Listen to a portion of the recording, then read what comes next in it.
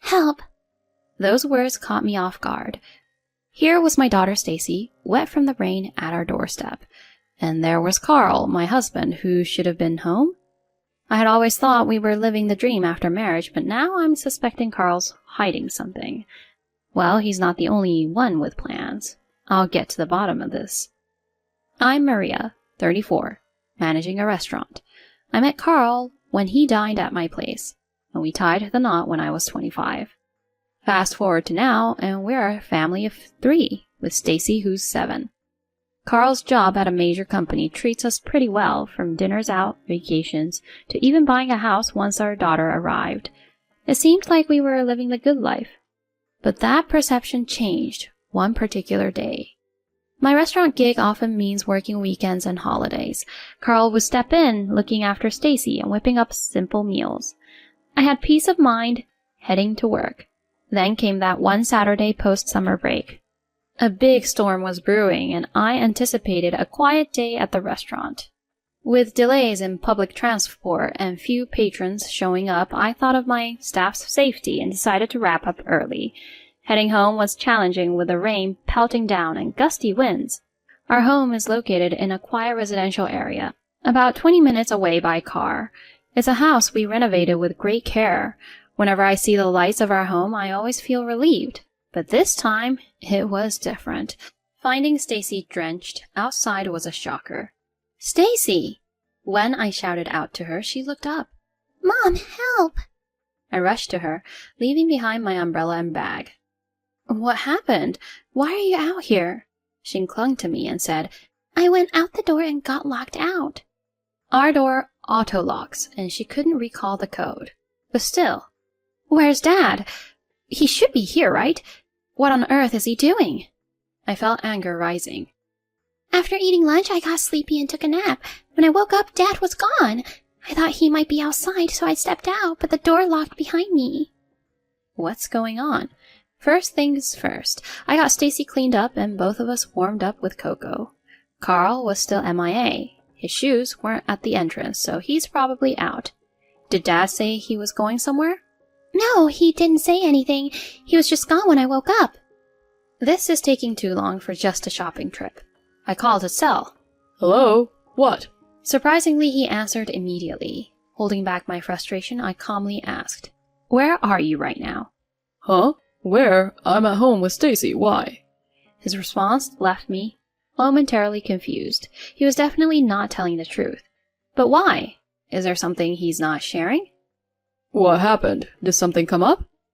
I really wanted to ask him that very question, but I held back and instead said, I might be running late today. Is Stacy doing okay?" "She was sleeping when I checked. Oh yeah, she's good. I've got everything under control." Something felt off. I made up my mind. "Okay, thanks for looking out for her." "All right, take care." I opted to take Stacy to my mother-in-law Karen's house. It's just a short walk from ours. We often rely on her, especially since my own family is far away. She's been living alone since her husband passed a few years back and always enjoys our visits. With my husband at work and Stacy out of school, Karen's been our go-to for childcare, especially this summer. Despite my impromptu call, she kindly offered to whip up dinner. Karen's years working at a diner made her a fabulous cook. I've always been a fan, especially as a fellow restaurant worker. The storm has subsided by the time Stacy and I headed out. Upon our arrival, Karen jumped right in. "Maria, what's going on? What happened?" I was momentarily taken aback. "Huh?" I first thought she was referencing the earlier events, but she seemed to hint at something else. "Carl popped by earlier in a hurry, asking to borrow money." "What?" "He said it was urgent and he'd fill me in later, then dashed off." "He did?" "You and Stacy are okay, right?" "We're both fine." "Were you aware he needed money?" "I had no clue. How much did he borrow?" "I gave him $3,400. $3,400? That's a significant amount. I know he has savings. What could have gone wrong? Borrowing from her, even after dipping into his savings, indicates something major. Could it be? Karen trailed off, looking worried. What are you thinking? Did you spot anything unusual about my son recently? Actually, that's precisely why I'm here. I filled her in on the recent events. When I got off work early, I found our daughter outside in the rain and my husband nowhere in sight. When I rang him up, he insisted Stacy was right there with him. That's definitely weird. Hold on, what are you implying? I hate to say it, but there's something I've kept from you. Spill it. Some time ago, he got deep into gambling. He drained his savings and even considered borrowing from some shady characters. Are you serious? This was the first time I was hearing about any gambling since our wedding. I had always seen him as someone who'd steer clear of trouble, so I fully trusted him. Once he met you, he seemed to have put aside his gambling issues and saved diligently for your marriage. I believe that settling down and having Stacy changed him. But lately, he's been dropping Stacy here on weekends, claiming he's swamped at work. That's starting to make more sense now. Hold on, what are you saying? Carl usually enjoys his weekends off. I always assumed that when I was at work, Stacy was at home with him. You didn't know? He's dropped her off here quite a bit recently, saying work's been crazy. Turning to Stacy, I asked, You were at home with Dad while I was working, right? She hesitated before replying. Sometimes we came to Grandma's. Why didn't you mention this? Daddy told me not to. Oh, come on. Karen let out a heavy sigh. He's fallen back into his gambling ways, deceiving his parents and his wife. Worse yet, he had exposed our daughter to potential harm. She could have gotten seriously sick if she'd been caught in that rain any longer. I'm so sorry. Don't blame yourself, Karen. The responsibility is all Carl's. But I helped raise him, and I missed the signs of his return to gambling. After thinking for a bit, she said, We should give him a reality check. Stay here tonight, Maria. A sleepover at Grandma's? Yay! Stacy exclaimed. As I cleaned up after dinner, Stacy, who was engrossed in a TV show with Karen, called out, Mom, your phone's ringing. Got it. After drying my hands, I saw my husband was calling. Hello? Maria, Stacy's missing. His voice was filled with panic. What do you mean missing? You told me she was home with you. I can't find her anywhere. What? Didn't you stay home? Weren't you with Stacy? She's just not here. But you were with her, right? She was napping and I just... He stuttered. Spit it out. What happened? What should I do? Did you leave her alone at the house? Not exactly, but... So you're freaking out because she's not there? She wouldn't go out on her own in that rain unless she woke up, freaked out, and realized you left her. He seemed taken aback. You left, didn't you? I just went to a nearby store. I wasn't sure when you'd get back, so I went to pick up some groceries. And that took hours? No, just 10, maybe 20 minutes. Are you aware of how long Stacy was waiting outside in the rain? What? She was stuck outside during the downpour. That could have ended horribly. Wait, what? His voice was incredibly loud. What are you talking about? I closed my restaurant early because of the storm. When I got home, you were gone and Stacy was drenched, huddled by the front door. I had no idea. How long ago do you think that was? Just head to the hospital now. Hospital? Is Stacy there? If she had gotten seriously ill, it would have been on you. I'm on my way, but can you lend me some money for a cab? Seriously? Don't you have that much on you? I lost my wallet. It was clear he was just spinning more lies.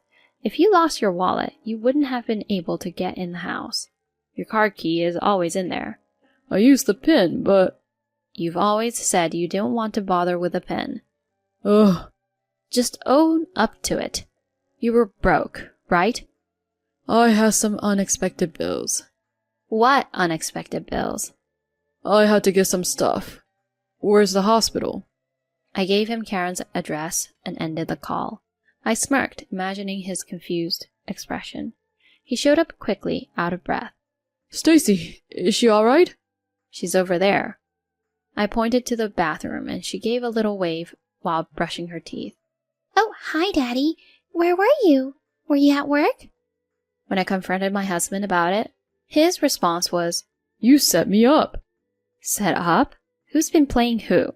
I snapped back, waiting for Karen to escort Stacy to bed. When did you even start? Start what? Gambling. Ugh. Lying won't help you now. Fine, so what if I did? You think this is okay? Spending our savings, lying to your own mother to borrow money? Can you even pay her back? He then suddenly snapped. What's the big deal? I just lost today, but usually I win. All those nice dinners, trips. You, enjoyed them, didn't you? Those were all from your gambling wins? Yeah, and you benefited too. I don't see why you're so upset now. So you've been doing this for years now. All these years of lies. I just didn't think I needed to tell you. I wouldn't mind if you had a hobby outside of work, but gambling to the point where you lie, borrow money, and put our child in danger? That's unacceptable. His dismissive attitude frustrated me even more. As we continued our argument, Karen handed him a document.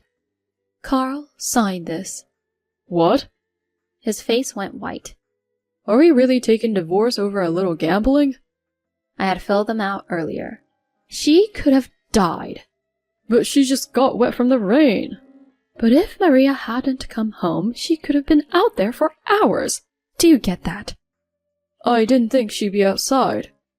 The problem is you left the house for hours while she was asleep.